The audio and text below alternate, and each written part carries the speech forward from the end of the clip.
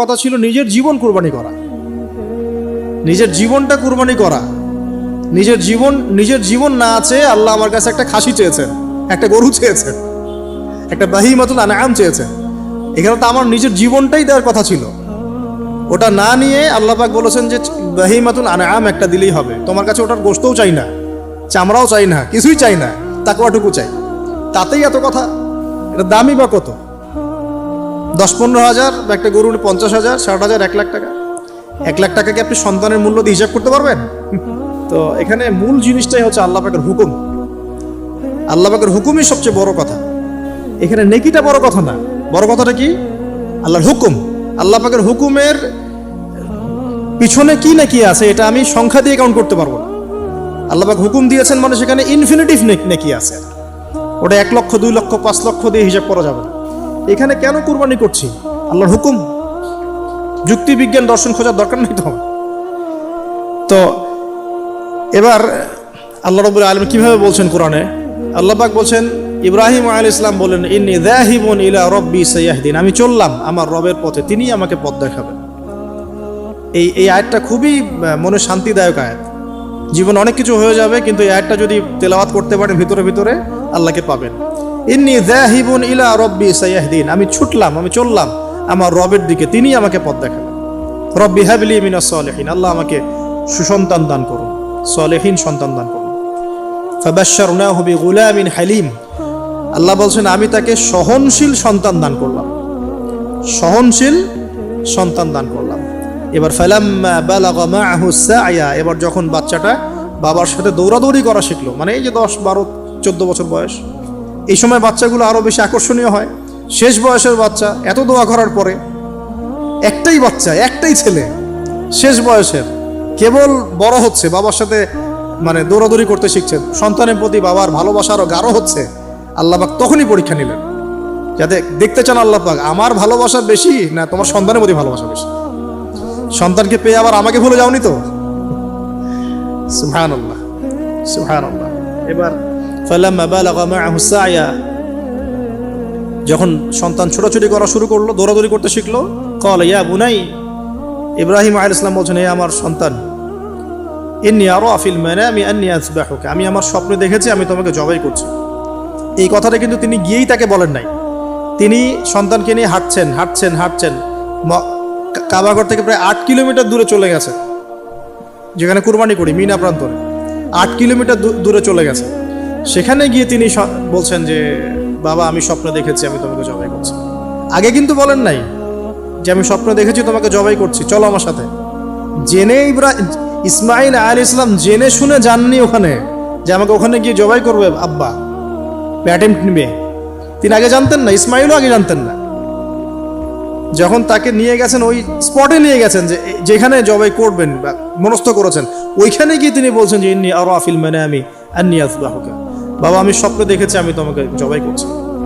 ফানজুর মাযা তারা, তোমার রায় কি আমাকে বলো, তুমি কি ভাবছো আমাকে বলো। যেমন বাবা আর যেমন বাবা তেমন সন্তানের চেয়ে এখানে বড় কথা হবে, যেমন মা তেমন সন্তান। কারণ মা বলেছিল এক সময়, আপনি কোথায় যাচ্ছেন আমাদেরকে ছেড়ে, তাই না? মনে আছে? ও আচ্ছা, আল্লাহ আদেশ করেছেন, তাহলে আল্লাহ আমাদেরকে ধ্বংস করবেন না। ঠিক ওই রকম মায়ের গর্ভ থেকে এই সন্তান যে বলছে যে ইয়া বাতি, হে আমার আব্বা, ইফআল মা তুমার, আপনি করেন, আপনাকে যে আদেশ করেছে আল্লাহ পাক আপনি সেটাই করেন। সাতাজিদুনি ইনশাআল্লাহু মিনাস সাবিরিন, ইনশাআল্লাহ আপনি আমাকে ধৈর্যশীল পাবেন। একটা ছেলে আমাকে দেখেন এই জেনারেশনের, একটা ছেলে যে এইভাবে আল্লাহর জন্য জীবন দেওয়ার জন্য প্রস্তুত আছে। দেওয়ার দরকার নেই জীবন, আল্লাহর জন্য জাস্ট 5 ওয়াক্ত নামাজটা পড়ুক, আল্লাহর জন্য 5 ওয়াক্ত নামাজ পড়ুক, ফজর সহ, ফজর এশা সহ, আল্লাহর জন্য রেগুলার তাহাজ্জুদ পড়ে। জীবন দেওয়া বহুত দূরের কথা, এটা হাইয়েস্ট লেভেল, এটা আমি বলতে চাচ্ছি না। আল্লাহর জন্যে কোরআনটা হিফজ করেছে, একটা পড়া হিফজ করেছে, বা অ্যাটলিস্ট আল্লাহর জন্য কোরআন তেলাওয়াত করা শিখেছে, জাস্ট রিসাইট করা শিখেছে। আল্লাহর জন্যে মানে কোনো মাদ্রাসায় বা কোনো উস্তাদের কাছে বা কোনো কোর্সে 6 মাস, 1 বছর, 2 বছর পড়াশোনা করেছে। আল্লাহর জন্য একটু দাওয়াতি কাজ করেছে, আল্লাহর জন্য একটা বই লিখেছে, আল্লাহর জন্য দিন প্রতিষ্ঠার কিছু চেষ্টা করেছে, মানে আল্লাহর জন্য কিছু করেছে। এই এখনকার যে হিউজ জেনারেশনটা আছে, লাখ লাখ কোটি কোটি ছেলে মেয়ে, এখান থেকে আপনি আমাকে 5% ছেলে মেয়ে দেন, ইনশাল্লাহ দিন কায়েম করে দিব বাংলাদেশ, ইনশাল্লাহ। 5% দেন খালি, খুঁজে বের করে প্রত্যেকটা ঘরে ঘরে একটা করে এরকম ছেলে আছে নাকি যে বলতে পারে যে ইয়া আবাতি ফাআল মা তুমার সাতাজিদুনি ইনশাআল্লাহু মিনাস সাবিরিন। কি শিক্ষা মা দিয়েছেন ছেলে সন্তানকে, কি শিক্ষা মা দিয়েছেন সন্তানকে, কি শিক্ষা মা দিয়েছেন সন্তানকে। আর এরকম মাই বা কোথায় পাবেন এখন আপনি, এরকম মাই বা কোথায় পাবেন বাসায় বাসায়। সব স্টার জলসা জি বাংলা মা এখন, হ্যাঁ ঘরে ঘরে এগুলা মা সব এখন, স্টার জলসা মা, জি বাংলা মা, হলিউড বলিউড ঢালিউড সব ভর্তি। এদের তো কি, এদের জীবনটাই পাশবিক, এদের জীবনটাই পাশবিক। এমন মাদেরকে স্ত্রীদেরকে আমরা ঘরে নিয়ে আসতেছি, স্বামীর হায়াত কমায় রেখে দিচ্ছে একেবারে, সারাদিন দুনিয়া দুনিয়া দুনিয়ার দুনিয়া। তো হাজারের মতো মা ছাড়া কি ইসমাইলের মতো জেনারেশন আসবে কিনা বলেন দেখি? হাজেরা আলাইহিস সালামের মতো মা ছাড়া ইসমাইলের মতো জেনারেশন সম্ভব? আর ইসমাইলের মতো জেনারেশন না পেলে বাংলার জমিনে বা সারা বিশ্বে দিন প্রতিষ্ঠা হবে কোনোদিনও সম্ভব না।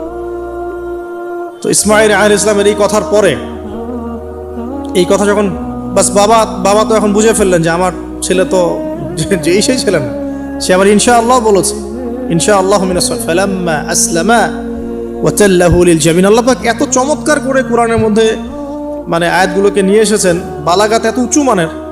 ফালাম্মা আসলামা, যখন তারা দুজনে আত্মসমর্পণ করলো।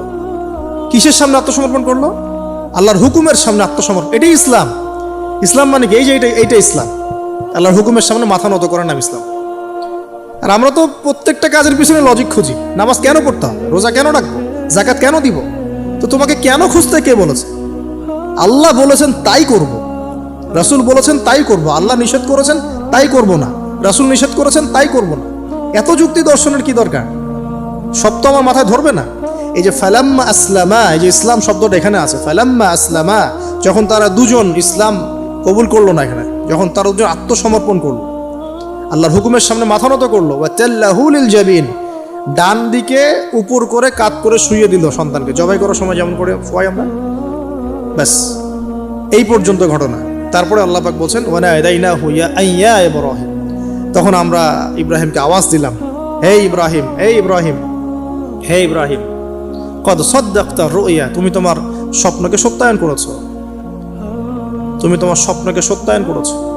দেখেন এটা স্বপ্ন, এটা কিন্তু জিবরাইল আলাইহিস সালাম এসে সরাসরি ওহীও করেন নাই, যে যেমন এসে সরাসরি বলা যে আপনার সন্তানকে কুরবানি করতে হবে।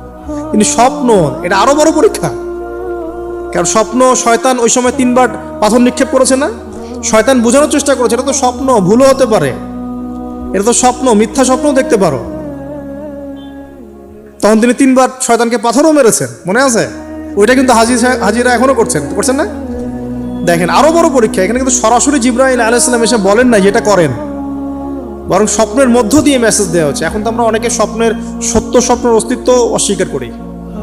স্বপ্ন সত্য হতে পারে অনেকেরই, অমুসলিমেরও স্বপ্ন সত্য হতে পারে। ইউসুফ আলাইহিস সালামের ওই 2 বন্দী মুসলিম ছিলেন না যারা স্বপ্ন দেখেছিলেন যে আমার মাথা থেকে রুটি খেয়ে ফেলা হচ্ছে, আমি শরাব পান করাচ্ছি, তারা কিন্তু মুসলিম ছিলেন না। ওই রাজাও মুসলিম ছিল না যে রাজা স্বপ্ন দেখেছে দুর্ভিক্ষ হবে। তো স্বপ্নের সত্যতা আছে, তবে সেটা সত্য স্বপ্ন একরকম, মিথ্যা অলিক স্বপ্ন আরেক রকম। আর নবীগণের স্বপ্ন কি হয়? ওহী হয়। নবীগণের স্বপ্ন এক প্রকার, ওহী হয়। এবার যখন পাশ ফিরিয়ে দিলেন, আল্লাহ পাক ডাকলেন, ফানাদাইনাহু ইয়া ইব্রাহিম কদ সাদ্দাকতা রুইয়া, আপনি আপনার স্বপ্নকে সত্যায়ন করেছেন। কদ সাদ্দাকতা রুইয়া, এটা ছিল আল্লাহর পক্ষ থেকে একটা বড় পরীক্ষা। ওয়া ফাদাইনাহু বিযিবহিন আযীম, এখানে আসছে এটা, ওয়া ফাদাইনাহু বিযিবহিন আযীম। এরপর আল্লাহ পাক সেখানে একটা মহান কুরবানি দিলেন, এই যে আমাদের কুরবানির সুন্নাত আসলে। ওয়া তারাকনাহু লিল আখিরিন, এবং পরবর্তীদের জন্য এই সুন্নতটাকে আমি রেখে দিলাম। সুবহানাল্লাহ, মানে কিয়ামত পর্যন্ত এখন এই সুন্নাত থাকবে ইনশাআল্লাহ। কদ সাদ্দাকতা রুইয়া ইন্না কাযালিকা নাজজিল মুহসিনিন ইয়াউল মুবিন। وفديناه بذبح عظيم وتركناه للآخرين سلام على إبراهيم। এবার শেষে আসছে ইব্রাহিম আলাইহিস সালামের প্রতি শান্তি বর্ষিত হোক। সালামুন আলা ইব্রাহিম, আমরাও বলি সালামুন আলা ইব্রাহিম আলাইহিস সালাম। এবার পরীক্ষায় পাশ, আল্লাহ রাব্বুল আলামিন সব পরীক্ষা যখন ইব্রাহিম আলাইহিস সালাম পাশ করে গেলেন, তখন তাকে জাতির পিতা ঘোষণা করলেন। মনে আছে? ওয়াইদ ইবতালা ইব্রাহিম রাব্বাহু বিকালিমাত, যখন আল্লাহ রাব্বুল আলামিন ইব্রাহিমকে বহু পরীক্ষা করলেন, অনেকগুলো পরীক্ষা করলেন। যখন ফালাম্মা আতাম্মাহুন্না, যখন তিনি পরীক্ষায় উত্তীর্ণ হয়ে গেলেন, তখন আল্লাহ পাক বলেন ইন্নী জাইলুকা লিন-নাসি ইমামা, আমি তোমাকে পুরো মানব জাতির ইমাম বানিয়ে দিলাম। সুবহানাল্লাহ। এখান থেকেই আমরা বলছি যে তিনি হচ্ছেন পুরো মুসলিম উম্মার কি জাতির পিতা। এবার আসেন, পরীক্ষা শেষ, পুরস্কার লাগবে। পুরস্কার কি? পুরস্কার হচ্ছে এখন ছেলে আর বাবা মিলে এখন কাবা ঘর বানাও তোমরা। সুবহানাল্লাহ, কত বড় সম্মান! আল্লাহ পাকের ঘর নির্মাণ করো বাবা ছেলে মিলে, বাস ছেলে বাবা মিলে কাবা ঘর নির্মাণ করছে। দেখেন এই স্মৃতিটাও কত মধুর, ছেলে বাবা মিলে কাবা ঘর নির্মাণ করছে, চিন্তা করে দেখেন। হ্যাঁ, ওয়াতাহির বাইতি লিত-তাইফিনা ওয়াল আকিফিনা ওয়া রুকআইস সুজুদ, আমার এই ঘরটাকে কি করো, পবিত্র রাখো, তাওয়াফকারীর জন্য, ইতিকাফকারীর জন্য, নামাজ পড়বে যারা। এখনো সেটা চলছে, কিন্তু এখনো চলছে। এরপরে বানানো শেষ, তখন দুজনে দোয়া করছেন, রব্বানা